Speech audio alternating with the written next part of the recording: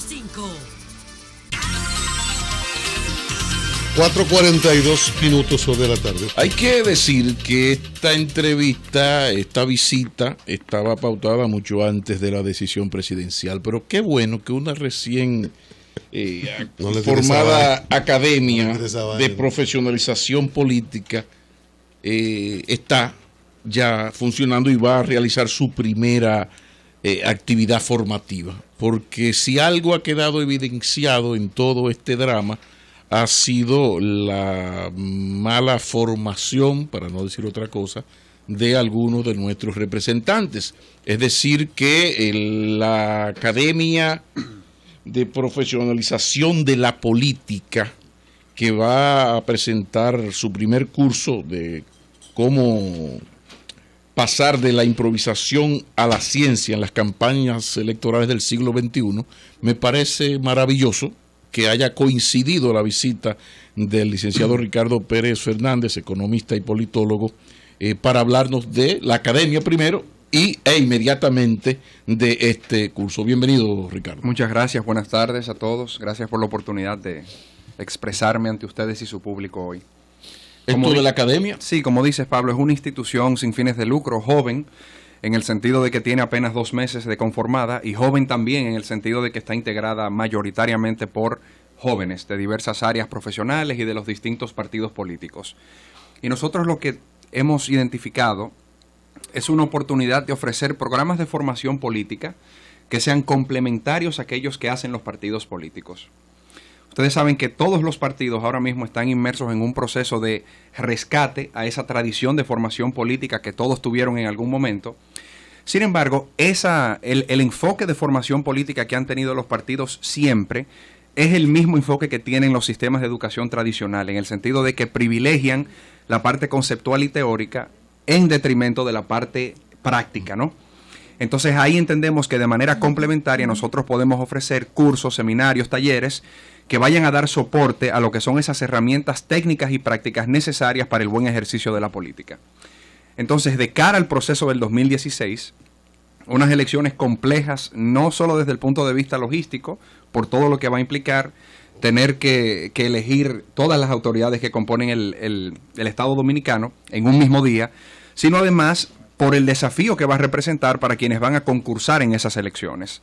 31.000 campañas electorales de manera simultánea se espera que estén funcionando en algún momento, lo cual evidentemente plantea un reto en el sentido de que cómo hacer para construir una campaña electoral que sea innovadora, que tenga capacidad de diferenciarse, que comunique de manera efectiva, construir un mensaje que sea capaz de calar en un electorado que va a estar absolutamente saturado con ese proceso, con ese ruido que va a generar, esa contaminación visual y auditiva en toda la propaganda que se verá en este proceso electoral.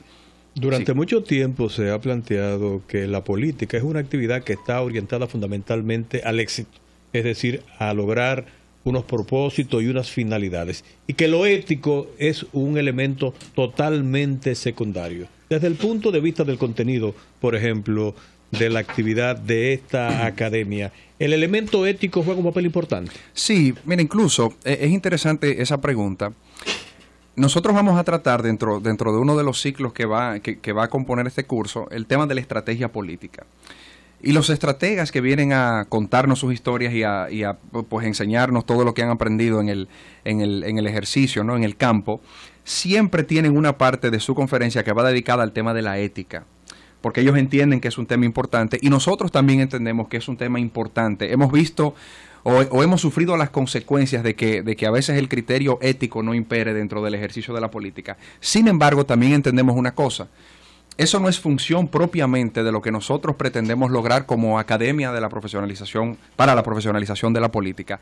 Eso tiene que ser una responsabilidad de los partidos políticos que están llamados a formar, digamos, proveer esa base conceptual necesaria dentro de su militancia antes de que ellos den el paso ya de participar de la política activamente. Sin embargo, dentro de los módulos que nosotros presentaremos en el curso, siempre habrá un componente de ética.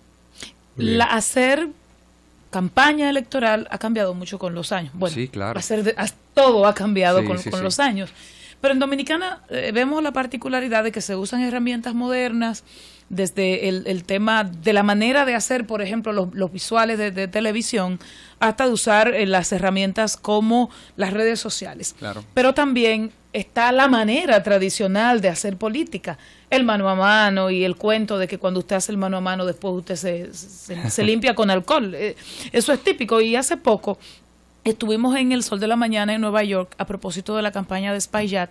Y todos los dominicanos que aspiran a puestos electivos en Estados Unidos, lo primero que te decían, no, es que aquí no es así, espérate. Y entonces, ¿cómo hacer campaña si usted no puede prometer nombrar al tío en el ayuntamiento? Sí. Bueno, es que culturalmente es muy distinto. También eso va directamente en función de las necesidades del electorado. Si tú te das cuenta, por ejemplo, una campaña electoral, las campañas electorales en la circunscripción 1 del Distrito Nacional, por ejemplo, son en forma y en fondo muy distintas a las campañas electorales que usted ve, por ejemplo, en la circunscripción número 3, aquí mismo en el distrito. En la 1 hay más poblados de clase alta. Claro que sí. Y en la 2 o en la 3, en la 3 principalmente hay una población con otras demandas de clase Entonces, más baja. En Estados Unidos se ve, funciona así precisamente por eso. Las exigencias y las demandas del electorado pues van muy de la mano con su realidad y su posicionamiento socioeconómico. Entonces, si usted si usted le toca hacer campaña en una comunidad donde lo que está en juego día tras día es la supervivencia, pues es muy difícil que ese electorado le pida a usted propuestas que tengan mucho contenido, algunos elementos de fondo que sí son característicos de, por ejemplo, una clase media, que sí espera soluciones y propuestas concretas a algunos problemas. Clase media espera, disculpa Luis José, sí. Clase media puede esperar un proyecto de ley para regular el comercio, claro. Y la clase DE puede esperar un proyecto de ley para que baje el precio del arroz. Exactamente. No lo pude haber dicho mejor. Pero en esto, sí. Ricardo, ¿cómo haría un candidato para enfrentarse a un electorado en una campaña que en el caso dominicano todas han de ser análogas y digitales al mismo tiempo? Sí. Hay un discurso digital, sí, y hay un discurso, y una práctica en dominicano. Hay un discurso del concepto, lo que queremos ser, y los principios fundacionales de los partidos, y está lo análogo del sobrecito y el dame lo mío. ¿Cómo sí conjugar eso en el mismo candidato? Es un desafío al que todos se enfrentan, evidentemente, y ahí de nuevo volvemos a lo que las propias condiciones, principalmente socioeconómicas del lugar donde te toque hacer campaña, te imponen. Ahora bien, nosotros lo que vemos es lo siguiente: incluso en una campaña electoral que te tocase desarrollar en un ámbito como ese, ¿no? Donde lo que priman sean las necesidades básicas, todavía hay herramientas y hay ciertos conocimientos que tienes que tener para poder manejar el recurso más preciado de todas las campañas electorales, que no es el dinero, es el tiempo del candidato. Entonces, por ejemplo, no es lo mismo, aunque de nuevo vamos a poner el ejemplo de una plaza electoral en donde predomine pues la pobreza, ¿no?, de los electores que les toca votar. No es lo mismo presentarse allí, simplemente con las cosas que puedan servir de paliativos, ¿no?, a la situación de miseria que puede estar enfrentando esa gente, a aparecerse allá por lo menos con algún discurso que resuene, con algún discurso que haga sentido entre esas personas, que vaya en el orden de alguna propuesta, como bien dice Anibelka, un asunto tan elemental como, por ejemplo, yo pretendo hacer X o Y, o tomar X o Y acción concreta para garantizarte a ti que el precio del arroz te va a bajar, por ejemplo. Ahora, ¿cómo tú llegas ahí? Tú llegas ahí tras un proceso de investigación previo. Eso no significa que tú tengas que pagar una encuesta, pero incluso las encuestas que se hacen públicas traen mucha información de valor que aquí pocos candidatos saben utilizar. Entonces tú siempre tendrás la opción de irte única y exclusivamente a hacer la campaña, a hacer la política de esa manera, apagando fuego, satisfaciendo las necesidades que van a surgir, o tú puedes ir un poco con eso, pero también aprovechando la información que tienes disponible y en un proceso de estrategia política tratar de definir mensajes que también conecten con las expectativas que tiene esa gente. Lo que sí me gusta establecer y dejar claro es que las expectativas de un electorado de ese perfil jamás van a ser las mismas que las de una clase media. Claro. Ahí sí hay diferencias. A finales de los años 90, en medio de una campaña interna de un importante partido político. Yo le pregunté a un conocido mercadólogo dominicano que asesoraba a uno de los precandidatos que por qué la principal propuesta de ese candidato era ofrecer empleo, suponiendo que iba a un ayuntamiento que estaba controlado por su propio partido. Exacto. Y que además estaba en la oposición respecto al gobierno nacional y que en consecuencia para poder ofrecer empleo tendría que cancelar a los que estaban ahí. A los que ya estaban. Y eso le crearía un gran problema. Sí. Que por qué no hacía énfasis en otras propuestas más conectadas con las necesidades propias de una ciudad como Santo Domingo. Sí. Y me dijo, no, es que los estudios de mercado que nosotros hemos hecho en la capital indican que la mayoría de la gente lo que quiere es empleo. ¿Es eso válido como recurso para regir una propuesta electoral? Mira, te cuento que eso incluso tiene su nombre dentro de la estrategia política. Ese fenómeno que tú mencionas se llama interpretación lineal y por lo general constituye un error. Puede ser cierto, incluso usted lo ve en las encuestas. ¿Cuáles son los principales problemas de la gente? Pues seguridad ciudadana, empleo, eso siempre está. Ahora, es poco creíble para la gente, más en un caso donde usted está postulando por un partido que ya ocupa la plaza electoral, el decir, yo te voy a conseguir un empleo de manera directa. Eso es una interpretación lineal en el sentido de que, vi en las encuestas que este es el principal problema, pues este va a ser mi principal solución. Pero la gente eso no lo cree. Es verdad, yo pienso lo mismo. Tú tienes que decirme, tú tienes que, hasta si se quiere en parábola, construirme el camino hacia una generación de empleo que yo considere creíble.